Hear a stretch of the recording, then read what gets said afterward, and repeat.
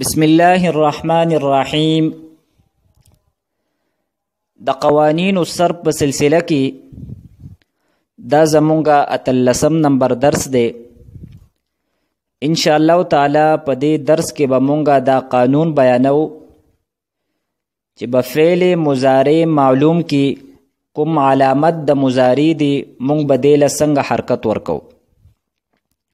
تدې قانون د ذکر کولو نه مخکې دا خبره ضروری ده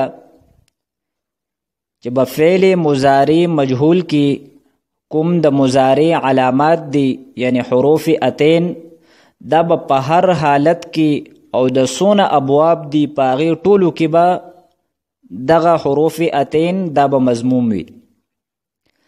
البته به فعل مضارع معلوم کې کوم اکثر ابواب دي نو پاغې کې علامت د مضارع دا مفتوح وي.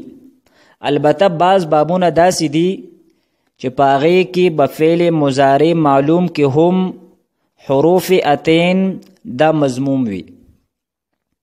نو هغه کم بابونه دي او د هغې دپاره څه قاعده او قانون دی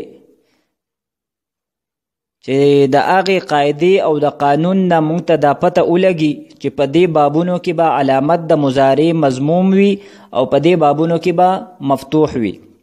نو د دې دپاره علمای صرف دا قانون بیان کړی دی چې هر هغه باب چې د هغې د فعل ماضي په لومبۍ صیغه کې 4 حرفونه وي خوا که دا 4 واړه حروف دا اصلي وي لکه څنګه چې باب فعلله دی او یا په دې 4 حروفو کې 3 حروف اصلي وي او یو پکې زائد وي لکه څنګه چې باب افعال دی باب تفعیل دی او باب مفاعله دی.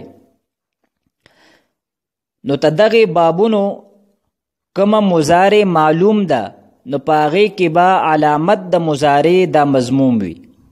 هر هغه باب چې د هغې د فعل ماضي په لومبۍ صیغه کې 4 حروف وي نو تدغه باب د فعل مضارع معلوم کې به هم علامت د مضارع دا مضموم وي.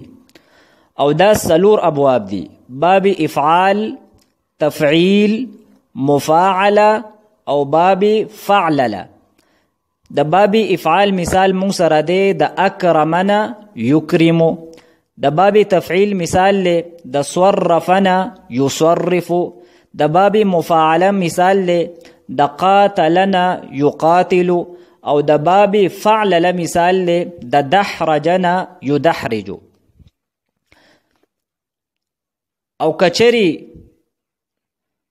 د باب د فعل ماضی په لومبۍ صیغه کې 4 حروف نه وي بلکې 3 حروف وي یا د 4 حروفو نه زیات حروف وي نو تدغه بابونو کما مضارع معلوم ده نو د هغې حروف اتینو له به مونږه د فتحي حرکت ورکو. په دغې بابونو کې به علامت د مضارع دا مضموم نه بلکې مفتوح بی.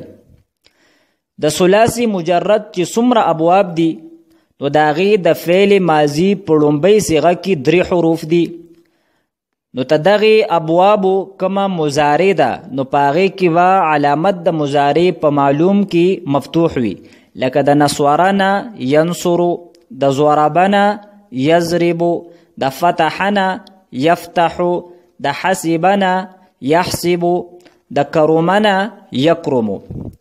او دغسې هر هغه باب چې د هغې د فعل ماضي په لومبۍ صیغه کې 15 حروف وي یا 6 حروف وي نو تدغه بابونو کما مضارع معلوم ده نو په هغې کې به هم علامت د مضارع دا به مفتوح وي لکه د اجتنبنا یجتنبو، د اقشعرنا یقشعرو، د تدحرجنا یتدحرجو. دا کوم مثالونه چې مونږ ذکر کړل نو تدې د فعل ماضي په لومبۍ صیغه کې 15 حروف دي یا 6 حروف دي نو تدې کومه مضارع معلوم ده نو په هغې کې به علامت د مضارع دا مضموم نه بلکې مفتوح بی. نو تدې قانون حاصل او خلاصه مونږ سره دا شوه چې هر هغه باب چې د هغې د فعل ماضي په لومبۍ صیغه کې 4 حروف وي نو تدغی ابوابو په مضارع معلوم کې به علامت د مضارع د مضموم وي او دا خبره مونږ ذکر کړه چې دغه څلور ابواب دي